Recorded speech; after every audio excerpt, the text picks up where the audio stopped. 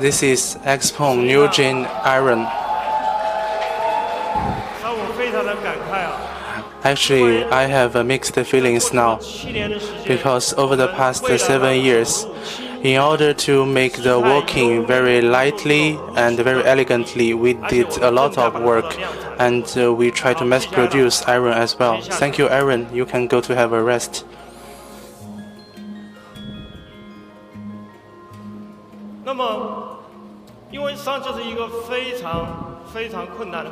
This is a very difficult process because today iron is still under the R&D stage, but we plan next April we are going to enter the mass production preparation stage with hardware and software. Today, the iron you see very gently and also walking like the model. A lot of robots in the industry, you can hear the noise of walking very loud, and also the impact on the floor is very big. In the past, the robots will work like this, but we are actually always want to preparing for the mass production. During the rehearsal, some of the colleagues were saying that, is there a real human inside the iron? No, actually not. Next, I want to first of all tell you guys that we are already starting the mass production preparation of our humanoid robots. We hope it can be lower than 1.7 meters, also can be lighter, can be more good looking and safer for our customers. We will also enhance the reliability of our mass production robots. This is what we are doing. Next, I want to use a video to show you the structure inside of iron.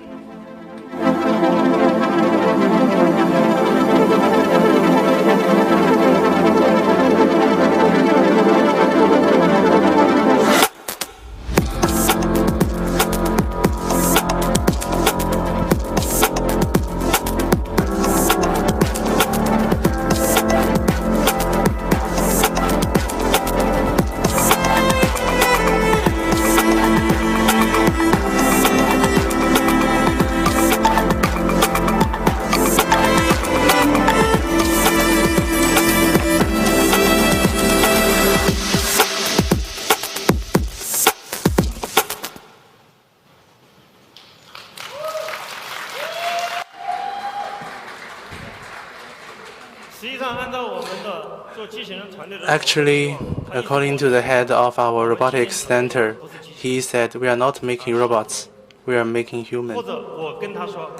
I told him, actually, you are creating intelligent human. In the future, robots will be the life partners and also maybe your colleague.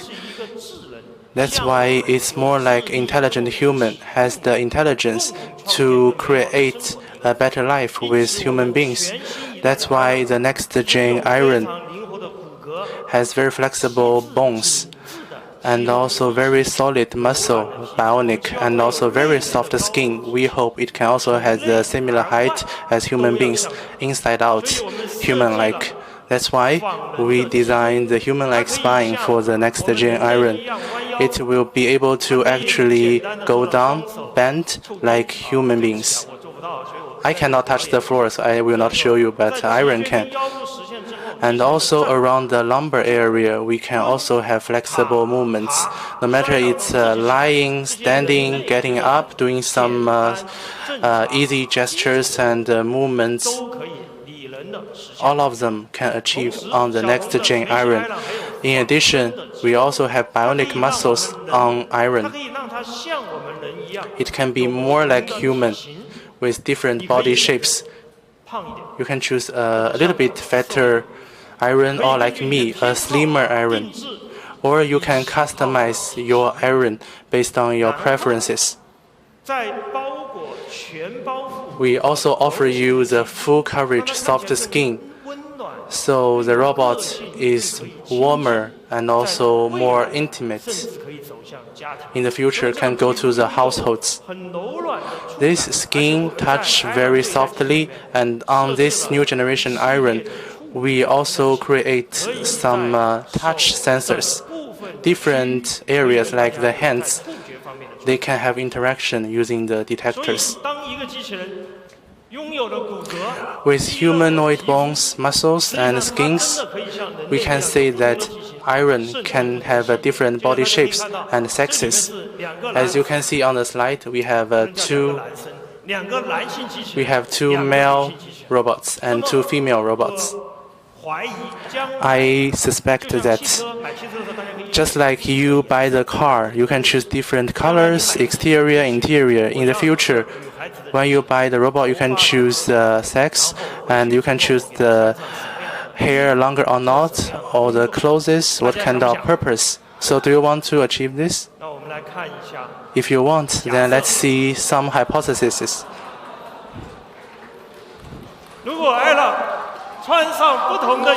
If Aaron wears different clothing, it will become actually people from different industries. I believe in the future we have different robots. We have human for sure, and also we have Aaron, this kind of intelligent human. What's more, for our next-gen Iron, it also has the head-mounted 3D curved display. A lot of sensors inside, including the visual sensors. We have the cameras. We also have the millimeter wave radar. We also have a lot of very sophisticated components. For the head, for the face, you can have different expressions. With the screen, the display here, you can see the emotions of Iron. We are also developing based on other kind of features like ear and also the mouth and so on. So it's actually the integration of different capabilities. We also developed the bionic dynamic shoulders for our next-gen Iron. So our humanoid robot can stretch their shoulder like human beings, and they can achieve the same level of flexibility. And next point is the most difficult one, dexterous hands. This actually is very difficult to mass produce because for the hands, not too big, very small, but we need to be more like human hands. For human hands, actually, is the most sophisticated organ. For Iron, we developed 22 joint flexibilities for a single hand, and also we developed the smallest frequency regarding the joints. So single hand can achieve 22 different degrees of flexibility. And for Iron, the fingers can actually support a very small item, as you can see on the slide. In addition, the working of Iron, no matter the gesture or the dancing or the sitting gesture, very gentle and also very soft. We add the flexibility at the tipping point of the feet, just like the models walking on the stage. We also actually adopt the first all-solid-state battery in the industry on Iron. A lot of people are asking, are you talking about the all-solid battery or semi-solid-state battery? And why you don't use it on the cars? Because for robots, it's only less than 2 kilowatt-hour battery. So I think humanoid robots will be the opportunity for us to mass produce the solid-state battery, because for humanoid robots, the safety requirements will be more stringent. For cars, we are facing the roads, the outdoors, but for our robots, we use it in office, in shopping malls, in your households. So we need to achieve the top safety standards. In addition, We use 3 Turing AI chips on the next-gen Iron with the maximum computing power of 2,250 TOPS. I believe this is the most powerful robot in the industry. And very possibly next year will be the smartest robot because using the computing power that I mentioned, we actually combine 3 large models, VLT plus VLA plus VLM. So as we all know, VLA actually comes from the cars. VLM is also from cars. But we add the new VLT large model. This large model is the concept and also is the model first created by Xpeng. It's also today the first time for us to announce VLT large model will be the core engine for robot autonomous action. It's actually like the brain of our humanoid robots for their decision making, especially in the real world. For instance, how the body is going to move, how the hands are going to adjust, and how they are going to take different actions. This VLT large model is extremely valuable.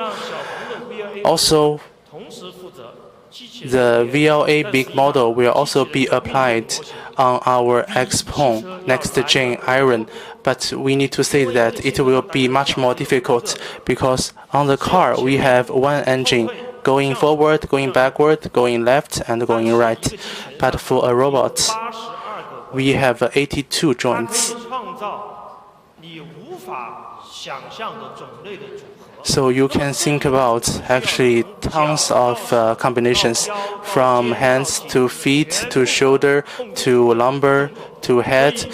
A lot of gestures will be a challenge for us, but we firmly believe that this VLA large model will be extremely useful for the body control and have a unified intelligence.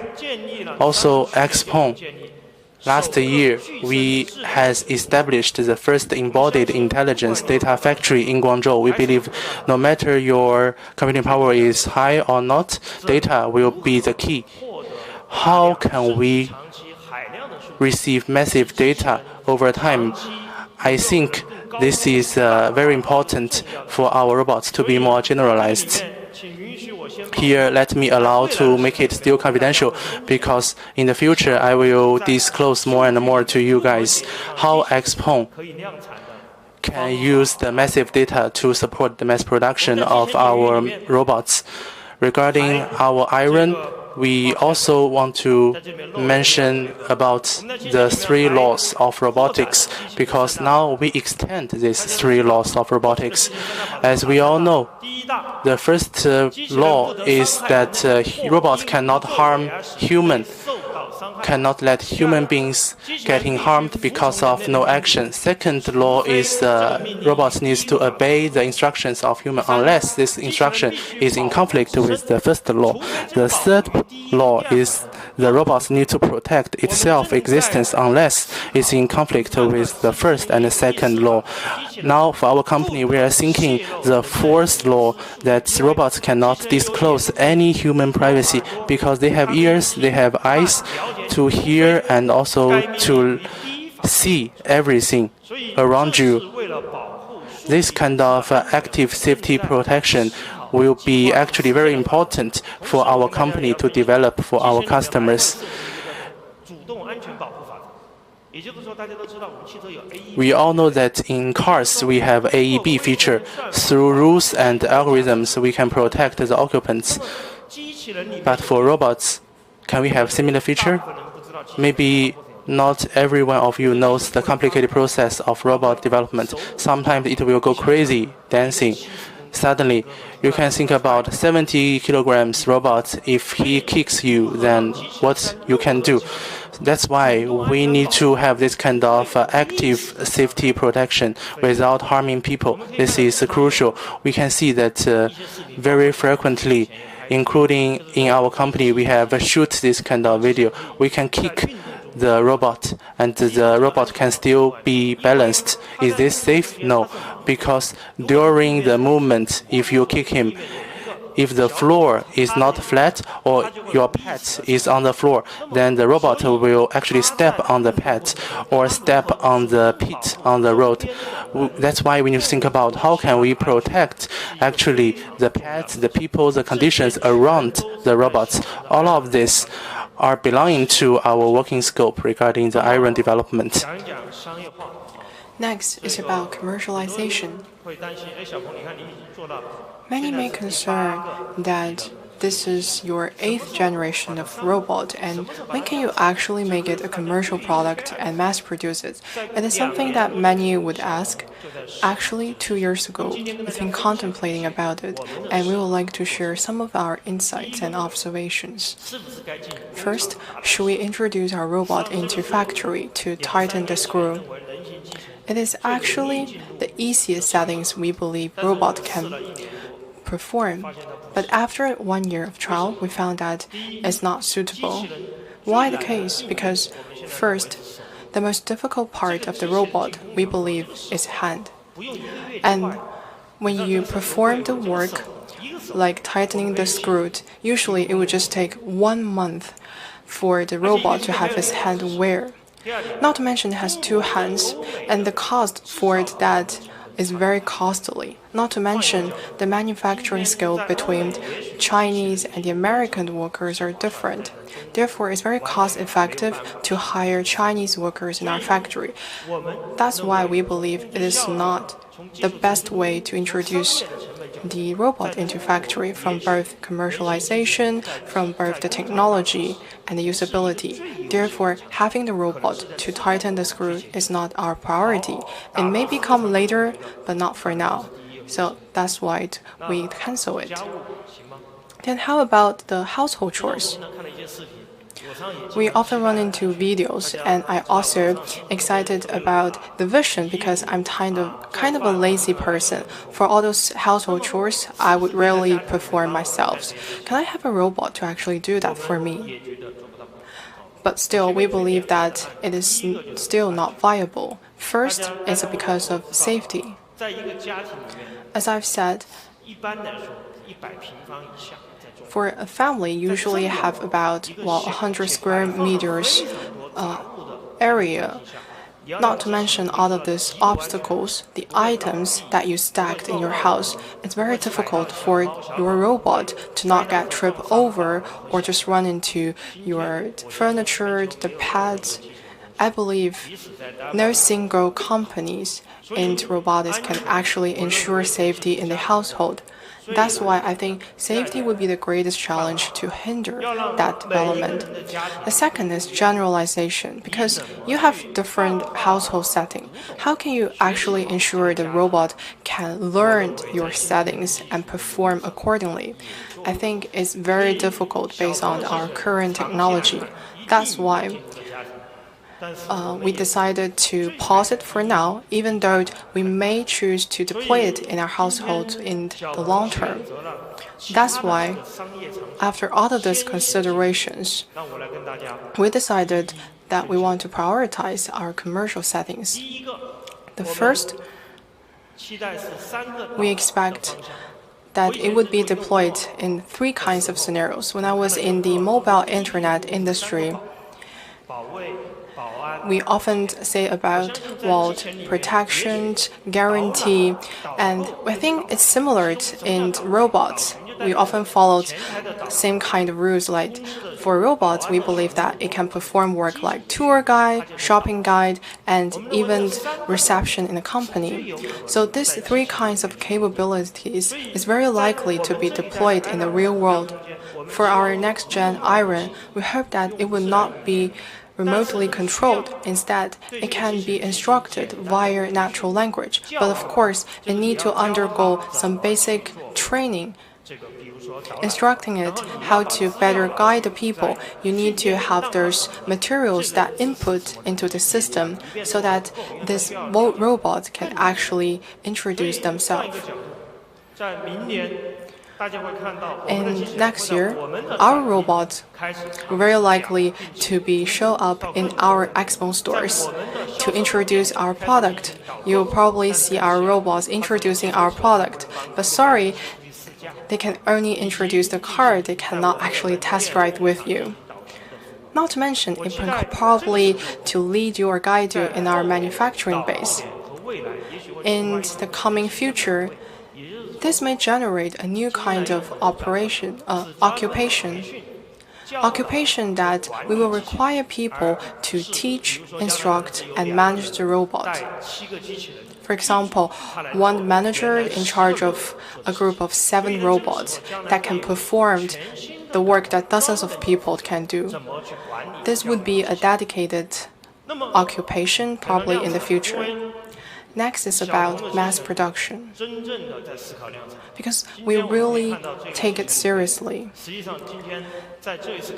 And after our development of our next-gen iron, many of our labor will be actually concentrated into our mass production, hoping that we can achieve the kind of capability, making sure that our robot can see, listen, understand, even though it may perform slowly, but it can ensure that it's operable. And we often say that it's more difficult to mass produce the robot than to build a robot ourselves. And we actually took many detours, and we would like to share some of our experiences with you on this AI Day. First, in the past, when I actually got into the auto industry 11 years ago, we believe that car is actually hardware defined, and to think about the software, how to better be compatible with the hardware.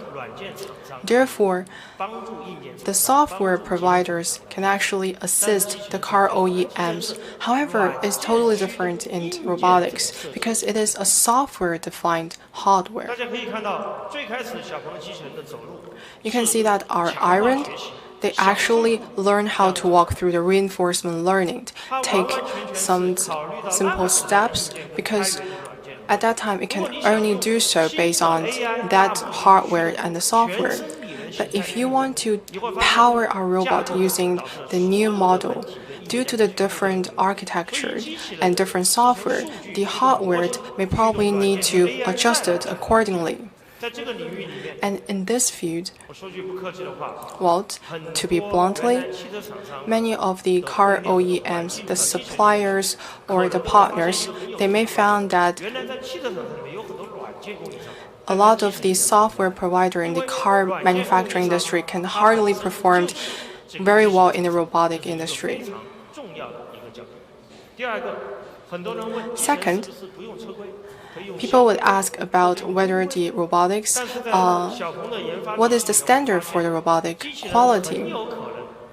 And from our perspective, we believe that the quality of robots will likely go beyond that of the stringent automotive grade, because we also work on the flying cars. We believe that this too would be, well, very rigid, more rigid than the car. For example, our battery design, well, is more stringent than that of the car. We worry about catching fire in the household or building. Not to mention, the robot has 82 joints. So, imagine a car, if the engine fails, it cannot drive. But there are 82 joints on a robot. If one fails, well, the whole may collapse. Oftentimes, we will have situations like a joint fell and the electricity will break down, the robot will just fall over. That's why the robot would have very high requirements for safety, much higher than that of the car. And for perception design and domain controller design, we actually benchmark against the car and even higher than that. The third lesson we learned is that we find that most of the car makers, they would like integration and innovation to do this at both the same time. But for robotic manufacturers, it's more about fusion and innovation. How can it better fuse the software and integrate to make it coordinate? Because the eyes, the hands, the legs of the robot need to be coordinated. These are powered by 2 different systems. It's very difficult. That's why we required full fusion. fusion and innovation is actually the foundation for robotic development, and this is a great challenge. I believe that for the future robotic manufacturer, many of them would prefer the full-stack self-development. And for those who choose for integration, well, it may be very difficult for them to venture into this field. That's why we believe that mass producing the advanced humanoids is as difficult as building a robot taxi with an immature hardware and a software supply chain, just like back in 2015. That's why I would take the lead to build a robotic team.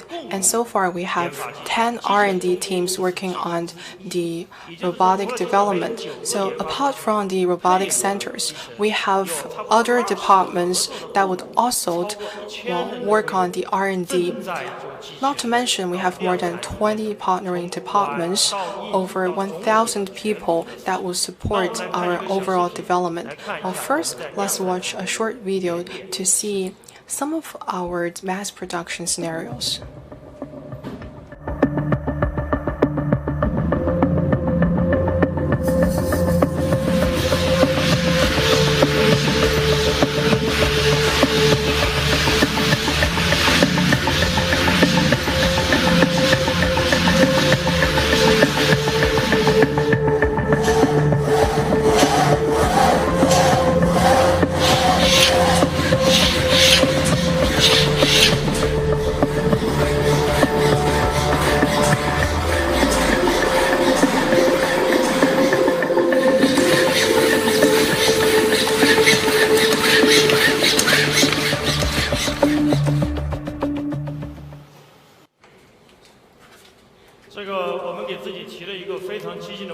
We actually set a very aggressive goal for ourselves, which is by the end of 2026, we hope that we can mass produce high-level advanced humanoid robots. If we can really achieve that, this would be a great challenge, but also a great success for us. We hope that there will be a louder round of applause here. And I truly believe that our robotic teams will never fight alone, because all of those R&D teams working on the robotics will fight together, join hands in hand to tackle all those hardware and software challenges, ensuring safer and higher level mass production. We hope that Xpeng will become one of the first and even the first Chinese company to mass produce the humanoid robot. This is a challenging goal.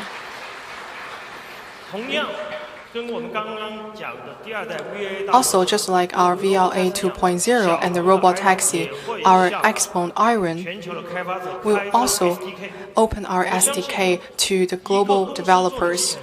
We believe that robots developed by a single company is very limited in its universal usages. But if we can partner with more developers to have secondary and even multiple developments, it's definitely going to enrich our Iron's features and to be greater adapt to different scenarios, unleash greater possibility.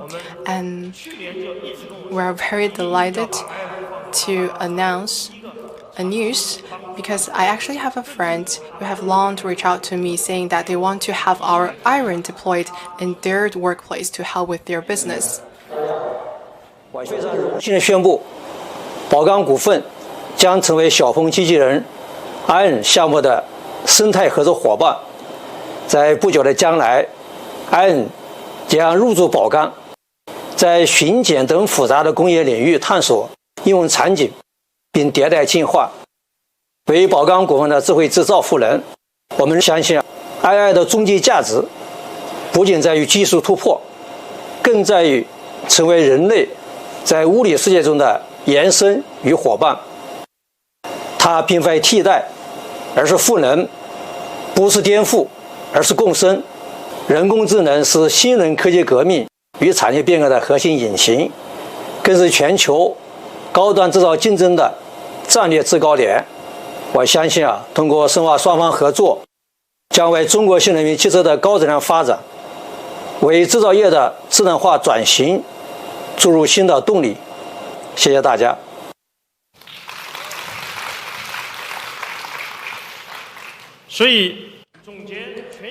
So to make a summary, the latest next-gen Xpeng Iron will be the most human-like robot, and also we are going to equip the industry-first full solid-state battery. We hope we can achieve mass production in 2026, and more people will buy our humanoid robots like you purchase our cars.